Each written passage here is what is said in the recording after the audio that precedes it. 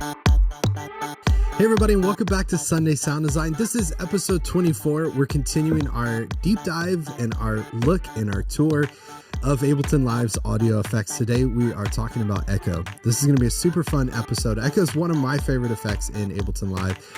It's a delay type effect, and whereas a couple weeks ago we looked at delay, and delay kind of is a digital delay. It's clean. It's meant to be used for precision, and we can make it be a little analog. Echo makes no apologies for being just pure analog, being a delay that gets really dirty, gets really wobbly, just really messy, and is absolutely amazing. Some really cool stuff in Echo. So we're going to get into that in just a moment. But before we do, I want to mention, if you have enjoyed this series, and want to see previous versions of this, maybe you just are checking this out, you saw a couple other, you could find a playlist of all the content here on YouTube where you could see every episode of Sunday Sound Design. If you want to see future episodes, then hit subscribe, hit the subscribe icon on YouTube. You could subscribe and then hit the bell icon there, so you'll be notified when we post new content. And we post new content every single Sunday, 10 a.m. Central, new episodes rather of Sunday Sound Design, 10 a.m. Central every Sunday, and then new content every single day at 10 a.m. Central. So no matter what day of the week it is, I've got something brand new that's coming out that you can check out. Okay, let's dive into today's episode. Again, like I mentioned today, we are talking about Echo. If you've never used Ableton Live before or unfamiliar with audio effects, you can click the show hide button here to open Live's browser. You can click on audio effects, and then right there is Echo. Now I'm using Ableton Live Suite. So some of the effects we talk about on these episodes, not every version of Live has. The other thing I've been mentioning on these episodes is your effects may look a little something like this. They may be grouped into folders. I personally do not enjoy that because I'm trying to create a sound, create something I hear in my head, and I don't want to think, wait, is this modulation? Is this EQ? Is this drive, color, delay, and loop? What is this?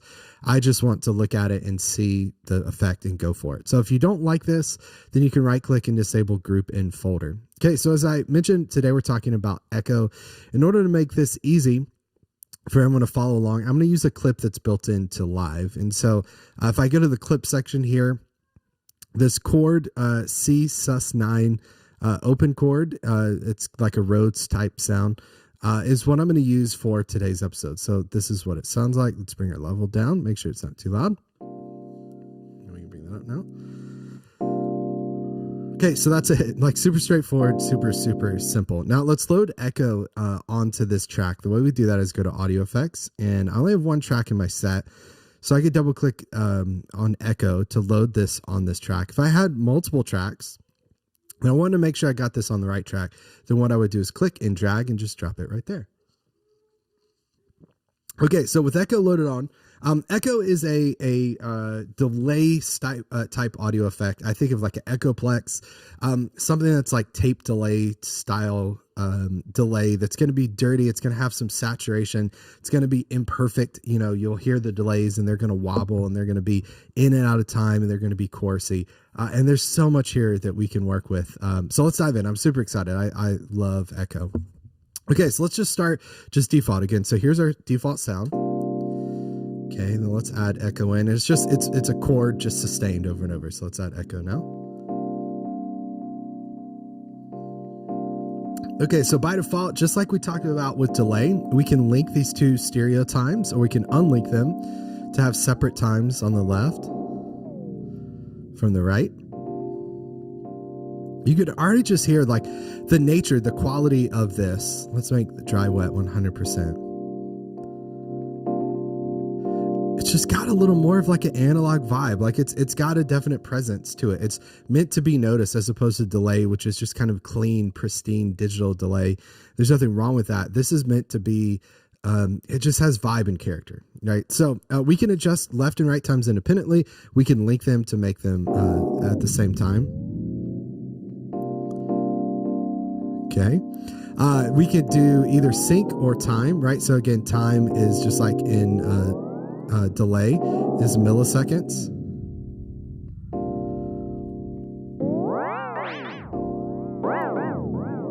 Super nice. Or sync. The default state for sync is dotted notes. So like when I say choose eighth notes, I'm doing a dotted eighth note. I could disable that and just do notes, which means I'm just on notes now.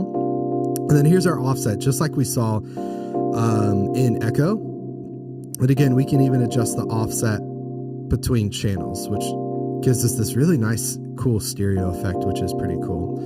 Okay, so mess with that, kind of explore different options that you have there, but some really cool things. If I'm working with something for live use or like kind of a straight ahead pop song kind of type deal, then I'm going to keep this set to sync. Otherwise, if I'm doing like a soundscape or something that's ambient, I might turn this to time so I can see more of time as opposed to actual like beat, right? Okay, so the next is input. So we could set the input gain. Do we want more of this or less of this? Being careful to hopefully not overdrive that like I did there. Clip dry, let's say this applies the input gain to the dry signal as well, allowing to distort it for an authentic hardware feel. Sure, if you want that, then you could do that. Let's see what this does. Okay, so again, sure, if you want it to feel more analog, more hardware, then great, you can use that. Here's feedback invert. It says it inverts the feedback signal before adding it back to the input. This can change the sound significantly for short delay times. Okay, let's experiment with that for a second. So, and actually that takes me, let's talk about feedback. So we talked about this on our delay episode, but feedback is repeats. That's what I typically think of as a guitar player. I hit it and I go bump, and how many times do I want it to go bump, bump? You know, that'd be a value of like 2 or 20 or something. How much do I want it to repeat or feed back? Okay, so just by default, let's listen to this. Okay. Now, what's really nice, particularly with Echo, as I start to increase feedback values, you start to get this self-oscillation that's just really awesome, particularly for ambient, like soundscape stuff. You want to be careful, though, because it can get out of control. So as you start to get up to about here, right, it just keeps going, just keeps going. Let's bring our output down a little. Okay, it's a really nice effect. Sounds great. I love the sound of it. But we can go beyond 100, and that's when we start to loop into itself.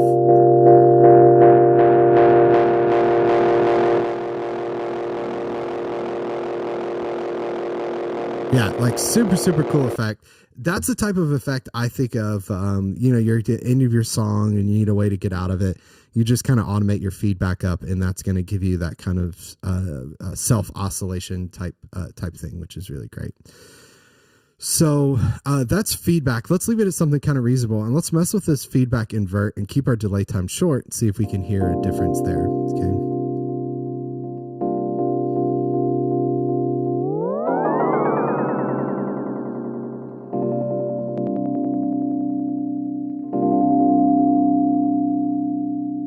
So that's with it on. Let's turn it off here in a second. Okay, try turning it off.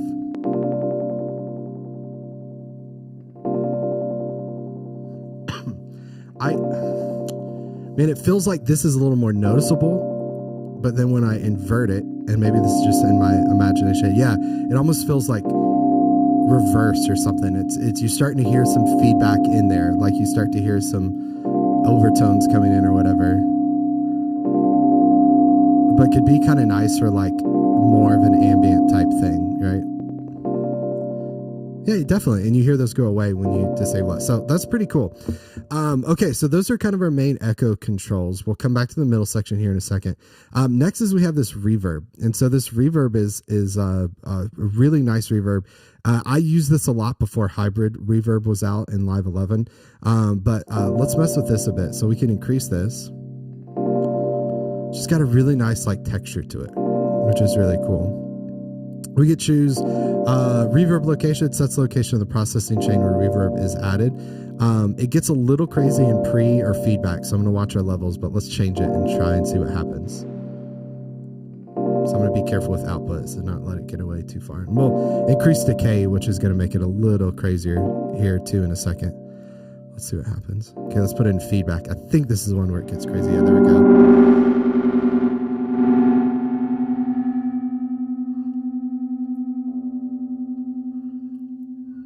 Right, you could hear it's just kind of in the feedback loop of that. It's a little out of control, but it's fun. It's fun, right? So let's bring our output back up. Okay, decay, again, Be very careful with this, but we can start to get some cool results. Like, that's beautiful. Really, really cool. It's almost like a freeze effect. Yeah, man, I really like that. So reverb and echo is something that I use quite often. Like, a lot of times I'll set my delay time super low. I'll set my feedback super low, and I'll just use the verb. It's just like really subtle, really pretty, right? Just really kind of nice vibe about it. Tied into this is, let's set the stereo width of this. So let's go dry wet, 100%. Let's take stereo from 100%. If you're not wearing headphones now, you should put them on at this point, if you haven't already.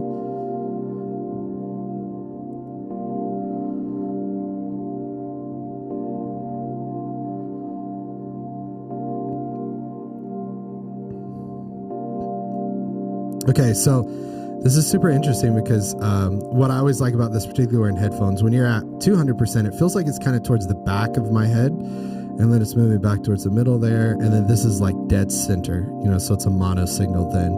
But adjust stereo to have some fun with that too. And again, it's like a soundscape thing. It's hard to beat echo, echo with reverb. Even just listen to that for a second. Like, just record that and use that in your song. That's one of my favorite things to do with soundscapes and ambient stuff, is using echo to create that, which is super fun. Okay, so let's get back to this more as echo and delay. So let's increase our delay time here. Get a little feedback going. Okay, there we go.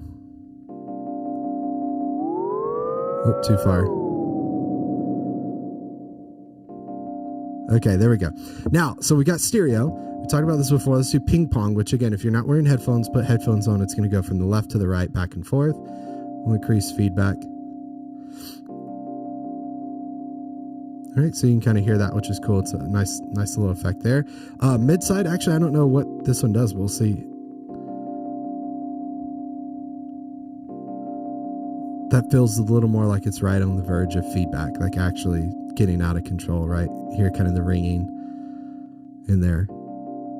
Ping pong is super helpful though. I occasionally will just jump to that to get some really cool effects, which is good.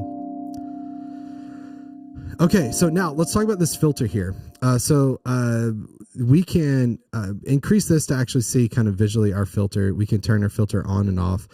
This is a visual indication of what we have here. So this top bit. So you can experiment with this if you want to kind of see your repeats. It's a kind of unique visual version of this. It doesn't benefit me very much because I just use the controls, but it's nice to visually see that. But we can show or hide our filter here to actually see this. And this is super helpful. This is the filter on our repeats, right? So we can see how much of the high signal do we want to pass? Do we want to cut some of this? This is kind of function as like a band pass now, but let's listen to our repeats and see if we can brighten them, and then we'll get them dark again, okay? Okay, so now you hear they're a little brighter.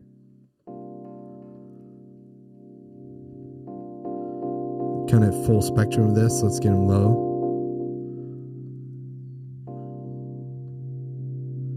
Increase our resonance.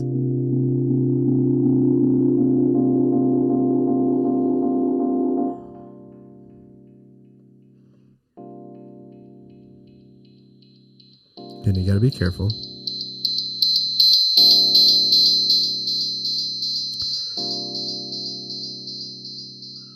But what's really cool, so it's worth mentioning, this filter only affects the repeats of this, right? The feedback of this. But it's really cool, particularly as we start to get in that self oscillation, we can really kind of adjust the vibe of this. Right, that's really cool. Again, be careful, it's about the feedback.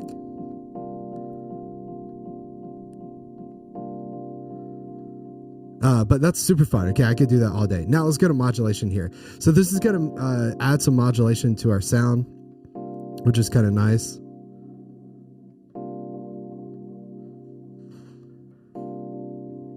Yeah, so that, I mean, definitely makes it feel kind of analog-y as I adjust the modulation on the delay, which is super great. Almost feels like a chorus then, which is cool. We could do ×4. Okay, this is probably going to sound pretty crazy. Sounds like a flanger, but yeah, again, that's not bad. Like that's a really cool sound. Okay, we could choose between sync, where we're changing note values versus just time there, just the phase of it, just the type of wave. Again, getting to some really cool results. So mess with the modulation tab here. We can modulate our filter. We can modulate our delay.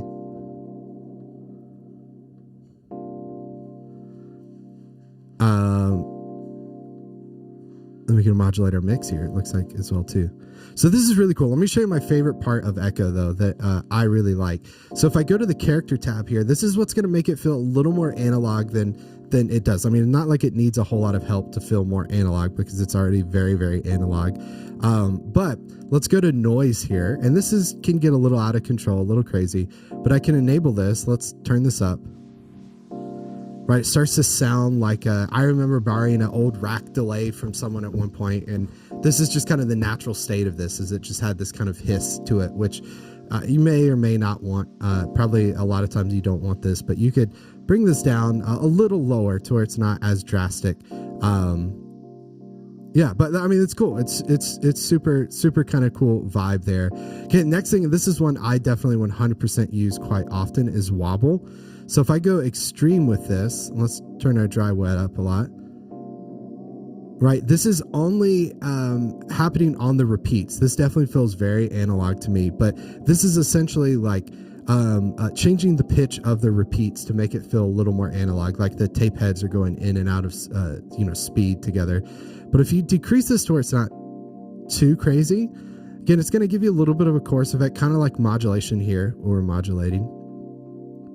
But that's just like, man, what a gorgeous, gorgeous sound there, which is really, really cool.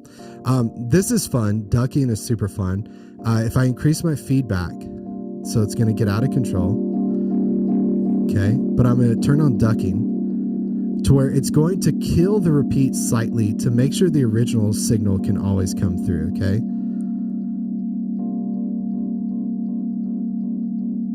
So you could hear, even though with those repeats going pretty crazy, my original signal's still getting through. Now, if I adjust my threshold, it's going to take more for that to get through. But again, I could kind of have a crazy, what I like about this, the way I use it, I can have a crazy amount of feedback, but still have my original signal always cut through, which is great. Okay. Now gate, let's see what gate does. I don't even remember it on this one.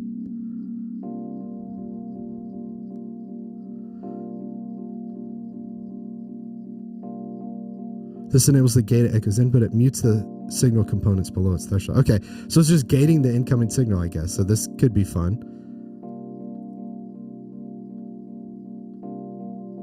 I guess particularly on noisy things, this could be super helpful.